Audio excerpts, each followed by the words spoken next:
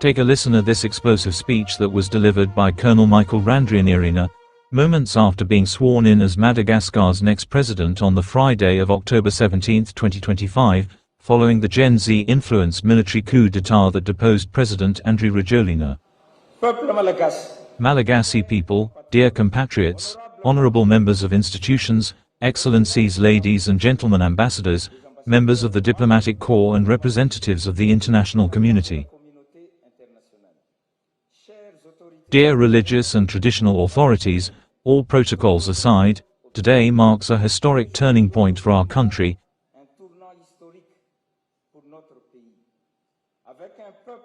With a people in turmoil, driven by the will for change and by the deep love of their homeland, we joyfully open a new chapter of national life.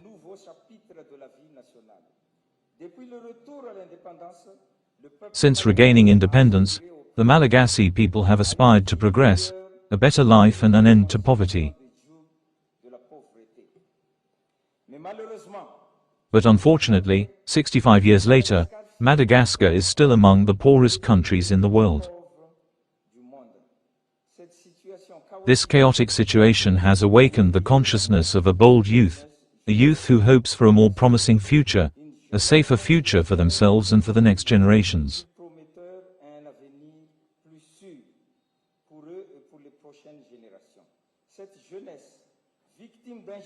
This youth, victim of the plundering of its resources and the misappropriation of public goods, composed mainly of Generation Z, supported by all Malagasy citizens, took to the streets to demand national reconstruction and the resolution of recurring socio-economic problems in the country, in particular the incessant cuts in water and electricity.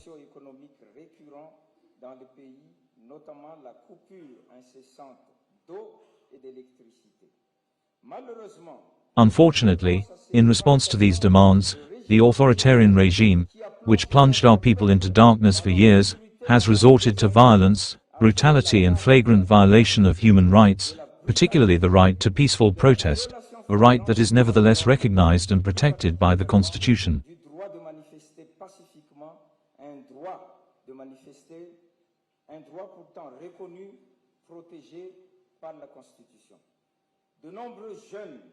Many young protesters have been arrested and unjustly assaulted because they are simply demanding their right to water and electricity from the state.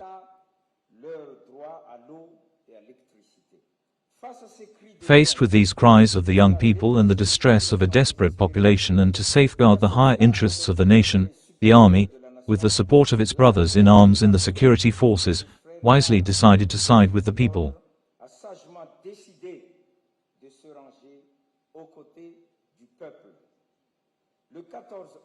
October 14th, the date of birth of the First Republic, was a unique and memorable date in the history of Madagascar.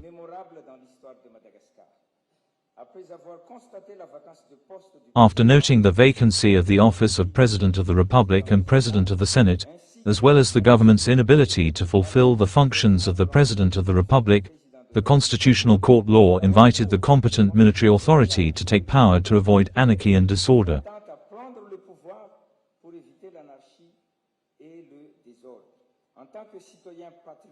As patriotic citizens, we responded favorably to this invitation. Ladies and gentlemen, dear compatriots, the time for action has now come. We call for calm and for everyone to contribute to the socio-economic recovery of the country. We will work hand in hand with all the vital forces of the nation in order to draw up a new constitution for the Republic and to consult on new electoral texts on the organization of elections and referendums, as well as the YAF-era timetables.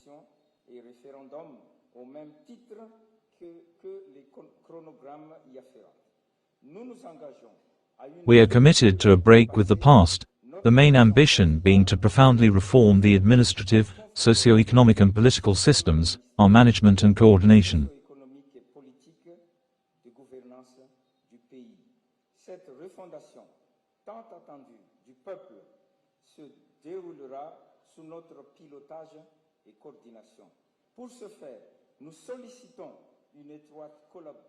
To do this, we seek close collaboration with our partners. Our objectives are to promote social and economic issues at the heart of our actions, by placing priority sectors at the heart of our actions, such as energy, health and education.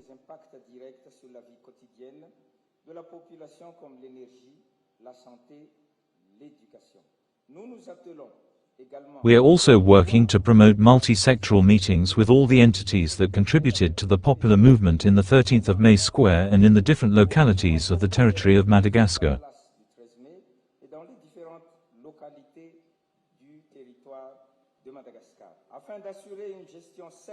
In order to ensure sound and responsible management of public finances, we are committed to implementing a policy of budgetary restraint by limiting public spending to the priority and vital needs of the population.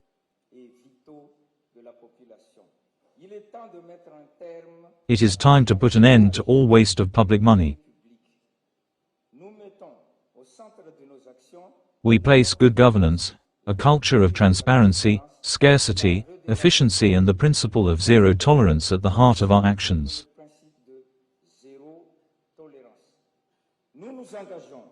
We also commit to taking all necessary actions and measures against the enemies of the Republic, to addressing the wrongs suffered by the victims during the popular movement and to guaranteeing the free exercise of fundamental rights and freedoms, including freedom of expression and respect for the law.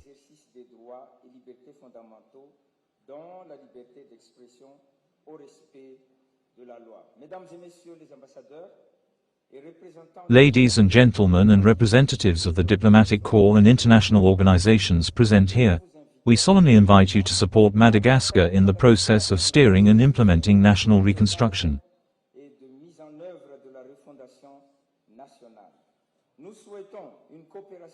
We want bilateral or multilateral cooperation based on the principle of constructive, sincere and equitable dialogue.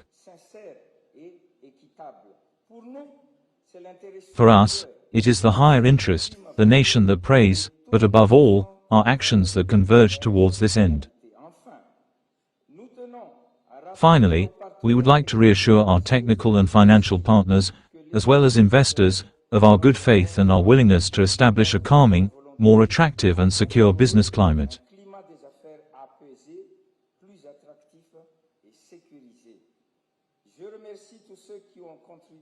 I thank all those who have continually contributed to the popular struggle, especially the young people of Generation Z and the students.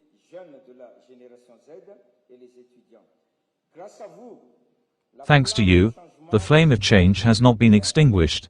It now sheds light on the future of Madagascar.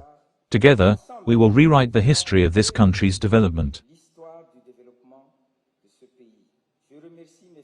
I thank my brothers in arms for their wisdom, their courage and their dedication. May our homeland finally rise from this pit of extreme poverty. May the reconstruction so hoped for by the people become a reality. May God bless the people of Madagascar and its leaders. I thank you for your kind attention. It should be noted that Colonel Michael Randrianirina came to power following a coup d'état that was the culmination of weeks of massive youth-led protests against President Andry Rajoelina's government over worsening economic conditions. The coup d'état succeeded with little bloodshed after Colonel Randrianirina, who was the commander of the Elite Army Personnel Administration Center, CAPSAT, turned against the Rajoelina government and sided with the protesters on October 12, 2025, forcing the president to flee the country.